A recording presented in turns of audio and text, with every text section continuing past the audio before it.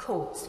Madam Deputy Speaker, it's always an honour to speak in this House, and it's always humbling, but particularly so on a day like today, where there have been so many extraordinary speeches from honourable members and gallant members throughout the whole House.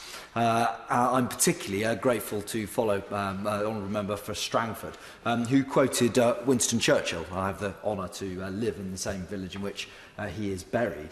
And Churchill, of course, famously spoke of the few, and we tend to think of the few in 1940 as being fighter pilots.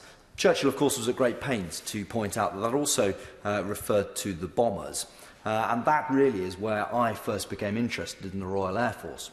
I became aware when I was young that my grandfather had done something remarkable during the war.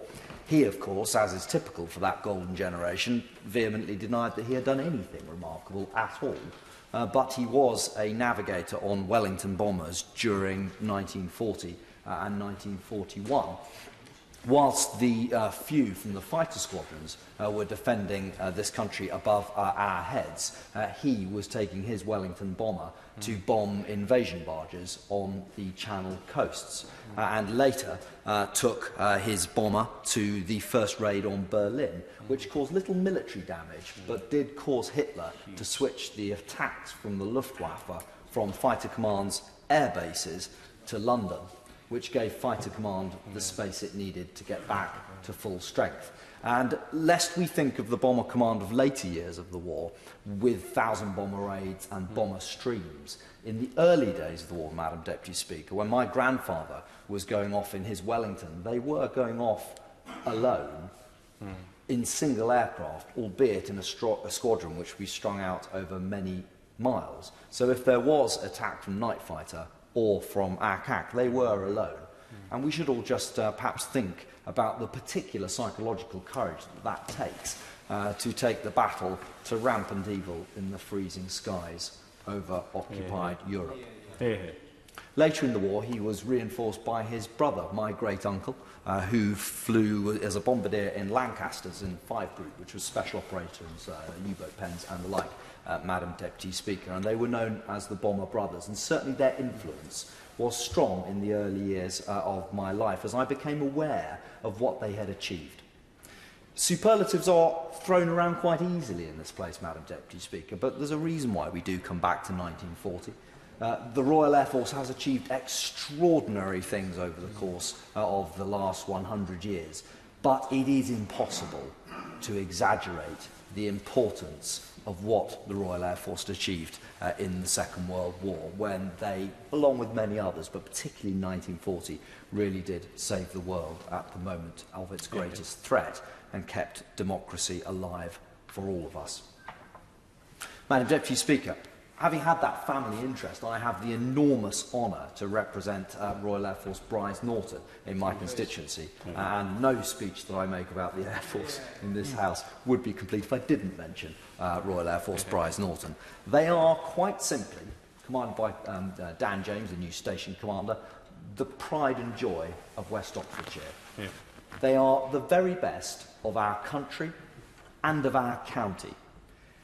Everything, Madam Deputy Speaker, that the Royal Air Force does is made possible by Royal Air Force Bryce Norton. Nothing would happen without them, but luckily they make everything happen.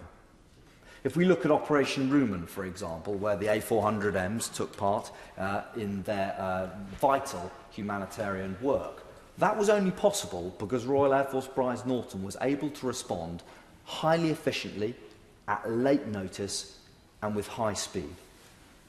If we look at the Typhoons who are going up from Lossiemouth or Coningsby to tackle the Russians as they probe our air defences, they are refuelled by Voyagers from 10 or 101 squadrons at Royal Air Force Bryce Norton.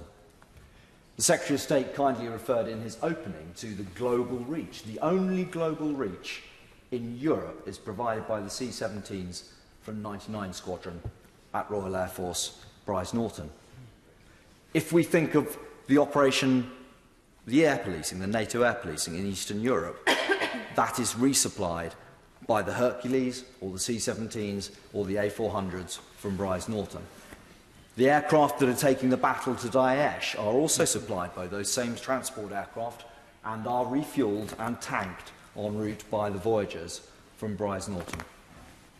I apologise to the House for, and then on one level I actually don't apologise, for making quite clear exactly what the Royal Air Force does and what Royal Air Force Brize Norton does to facilitate everything they do there. Would the honourable gentleman give way? Go on. Thank you very much, Madam Deputy Speaker. I think I am right in saying you have omitted one element of RAF Brize Norton. The parachute jump instructors of the Royal Air Force are there too, because I seem to recall that I had to jump out of an aeroplane from Brize Norton 50 years ago. Madam Deputy Speaker, thank you. The honourable gentleman is correct. I gave way to him in deference. In fact, I was about to mention that all military training takes place at Royal Air Force Brize Norton. We always think of the RAF Falcons, the wonderful display team, but everybody who learns to parachute jump in the British military will do so at the Parachute Training School in Brize Norton. There's the Airborne Delivery Wing, of course, which also supplies all the aerial drops from the same place. And I thought the honourable member was going, my honourable friend, beg your pardon, was going to admonish me for not having mentioned the Royal Air Force Regiment. We have two squadrons who have just come in recently, and they are also assisted by some of the auxiliary services as well. It's got a flight. I will not trouble the House very much longer. I know there are others who wish to speak. Two or three other things I'd like simply to mention very quickly. Firstly, I've talked a lot about units and aircraft. Let's not forget, Madam Deputy Speaker, it's the people who make the Royal Air Force work in the past as they do today. We have a number of excellent auxiliary Air Force units at Brize Norton in pretty much every trade you can imagine. Movements, regiment, aircrew, aeromedical. And it's these people who give up their free time to train and to travel and to serve at weekends and in their weeks, their time off, that really make particularly the modern Air Force work with this whole force concept. The second is cadets, air cadets, and we have three excellent units in West Oxfordshire at Brize Norton, Witney and Chipping Norton, who are infusing for the future, and particularly introducing the concept of STEM skills that we've talked about a great deal in the course of this debate.